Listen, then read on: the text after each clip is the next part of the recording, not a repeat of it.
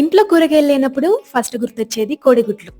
అయితే నేను పచ్చిమిర్చితో గుడ్డు పొడిం చేస్తున్నాను. చాలా రుచిగా ఉంటుంది. ముందైతే నా వీడియోకి లైక్ చేయండి ప్లీజ్.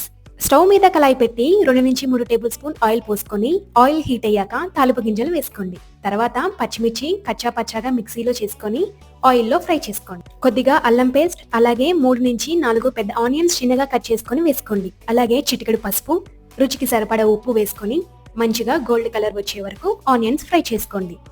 ఆనియన్స్ మంచిగా ఫ్రై అయ్యి ఆయిల్ సపరేట్ అయినప్పుడు 3 గుడ్లు పగలగొట్టుకొని అందులో వేసుకోండి. మూత పెట్టి 5 నిమిషాలు కుక్ చేయండి.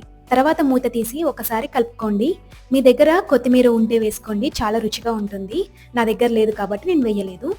ఇక ఏ మసాలాలు వేయకుండా అలానే పచ్చిమిర్చి కోడిగుడ్డు పొడిం సర్వ్ చేసుకోండి. చాలా సింపుల్ కదా, కొత్తగా వంట నేర్చుకునే వాళ్ళు చాలా ఈజీగా చేసుకోవచ్చు. మీకు ఈ వీడియో నచ్చితే లైక్ చేయండి, షేర్ చేయండి. అలాగే నా ఛానల్‌ని సబ్స్క్రైబ్ చేసుకోండి.